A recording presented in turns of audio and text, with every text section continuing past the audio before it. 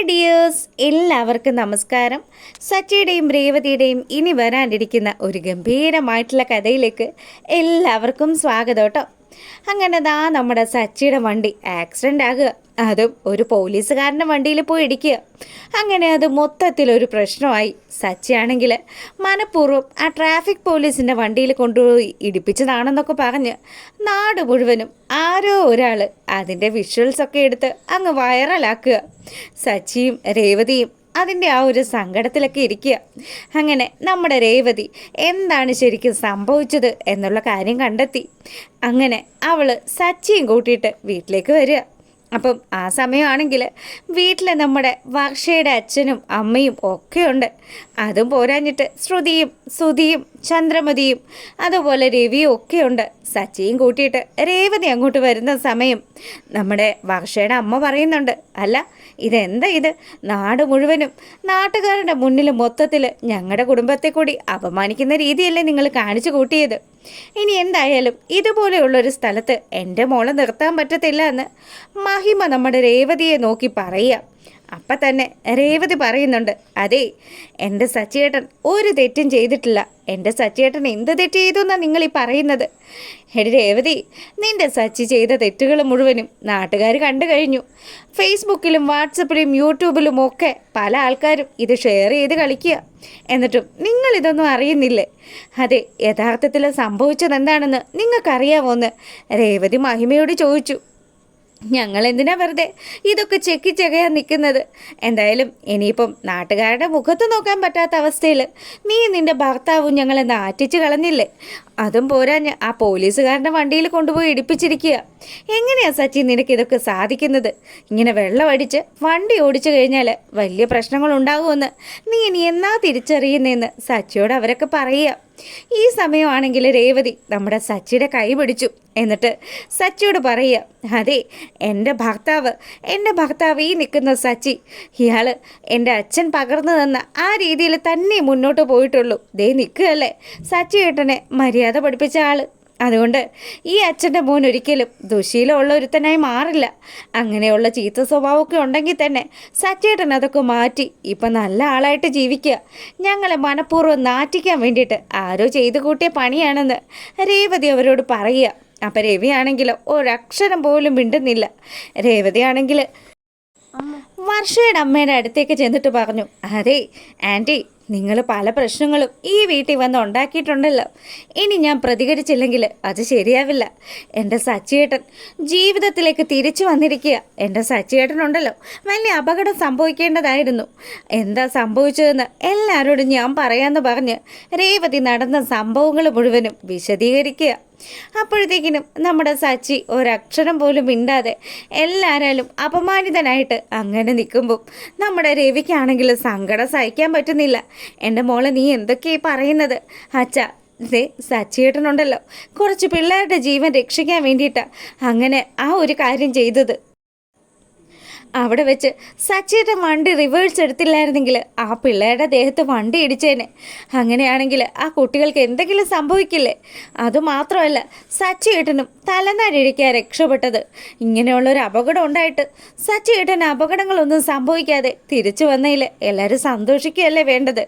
അതോ നിങ്ങൾക്ക് ആർക്കും എൻ്റെ സച്ചിയേട്ടന് വേണ്ടതെന്ന് ചോദിച്ച് രേവതിയാണെങ്കിൽ നിന്ന് കരയുക. ഇത് കണ്ടതും രവി പറയുന്നുണ്ട്, എൻ്റെ മോളെ, നീ പറയുന്നത് മറ്റാരും വിശ്വസിച്ചില്ലെങ്കിലും ഈ അച്ഛൻ വിശ്വസിക്കും. എനിക്കറിയാം എൻ്റെ സച്ചിയെ. ഇതൊക്കെ കേട്ടിട്ട് എന്ത് ചെയ്യണമെന്നറിയേണ്ട ഞാൻ വിഷമിച്ച് നിൽക്കുമായിരുന്നു.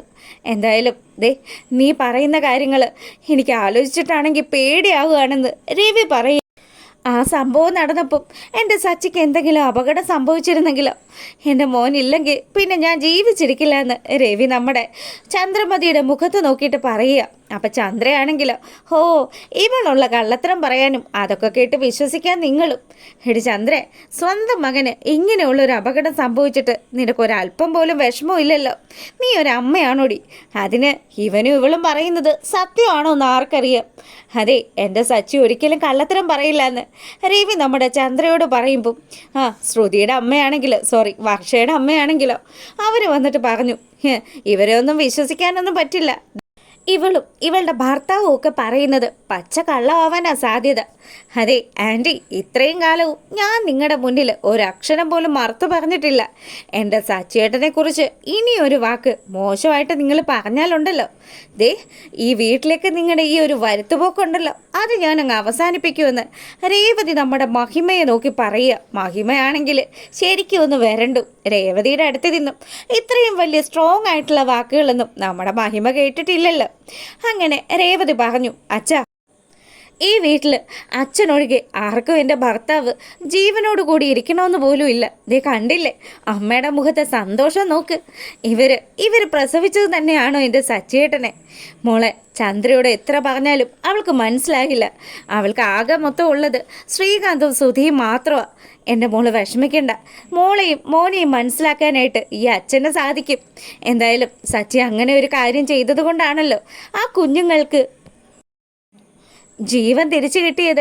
എന്തായാലും എൻ്റെ മോനെ ഈ അച്ഛൻ അഭിനന്ദിക്കുകയാണെന്നൊക്കെ പറഞ്ഞ് നമ്മുടെ രവി വന്ന് സച്ചിയെ കെട്ടിപ്പിടിക്കുക.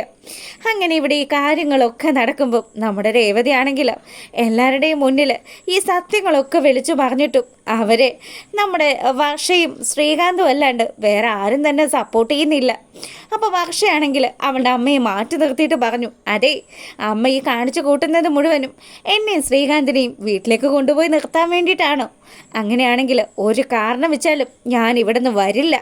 അമ്മേ, ഇതിനു മുന്നേയും അമ്മ ഇവിടെ വന്ന് ഒരുപാട് പ്രശ്നങ്ങളൊക്കെ ഉണ്ടാക്കിയിട്ടുണ്ടല്ലോ. ഞാനൊന്നൊന്നും പ്രതികരിക്കാതിരുന്നത് നിങ്ങളെൻ്റെ അമ്മയായതുകൊണ്ടാണ്.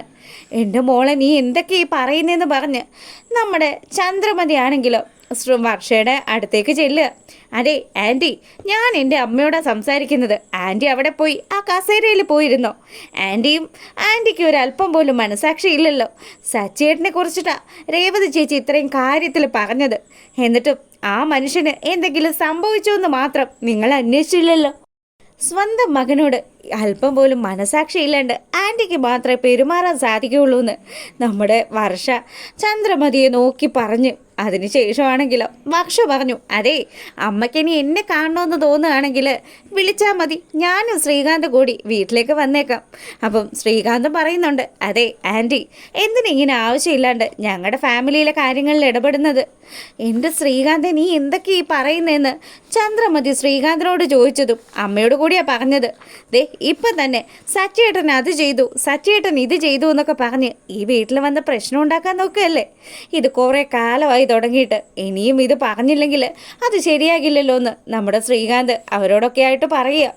അങ്ങനെ നമ്മുടെ രേവതി ആണെങ്കിൽ രവിയുടെ അടുത്തേക്ക് വന്നിട്ട് പറഞ്ഞു, അച്ഛാ, ഞങ്ങൾ എന്തായാലും ദേ ഞാൻ പൂ കൊടുക്കാൻ പോകുന്ന വീട്ടിൽ അദ്ദേഹത്തെ പോയി ആ പോലീസ് ഓഫീസറെ പോയിന്ന് കണ്ടിട്ട് വരാം. അദ്ദേഹം എന്താ ചെയ്യാൻ പോകുന്നതെന്നൊന്ന് നോക്കാമല്ലോ. എന്തായാലും സച്ചേട്ടൻ്റെ വണ്ടിയും അതുപോലെ ലൈസൻസും ഒക്കെ റദ്ദാക്കി വെച്ചിരിക്കുക. ഇനി ആ ലൈസൻസ് വീണ്ടും ഓക്കെ ആയി കിട്ടണമെങ്കിൽ ആ പോലീസ് ഓഫീസറെ വിചാരിച്ചാൽ മാത്രമേ സാധിക്കുകയുള്ളൂ. അവിടുത്തെ CCTV ഫുട്ടേജ് മുഴുവനും കളക്ട് ചെയ്തിട്ട് അദ്ദേഹത്തിന് കൊടുക്കണം. എന്നാൽ മാത്രമേ അദ്ദേഹം സത്യം മനസ്സിലാക്കി സച്ചിയേട്ടൻ നിരപരാധിയാണെന്ന് വിധിക്കുകയുള്ളൂ എന്നൊക്കെ രേവതി പറഞ്ഞു. അങ്ങനെ ഈ കാര്യങ്ങളൊക്കെ ആലോചിച്ച് വിഷമിച്ച് നിൽക്കുക നമ്മുടെ രവി. അപ്പം ഇതൊക്കെയാണ് ഇനി വരാനിരിക്കുന്ന ആ ഒരു വിശേഷത്തിലുള്ളത്. സച്ചിയെ മനഃപൂർവ്വം ആരൊക്കെയോ ചേർന്ന് കുടുക്കിയിരിക്കുകയാണ്. അപ്പം ആരൊക്കെയാണ് അതിന് പിന്നിലുള്ളതെന്നുള്ളത് നമ്മൾ അടുത്ത വീഡിയോയിൽ ഇടുന്നതായിരിക്കും. കാത്തിരിക്കുക. എല്ലാവർക്കും നല്ലൊരു രാത്രി ആശംസിക്കുന്നു. ഓക്കേ.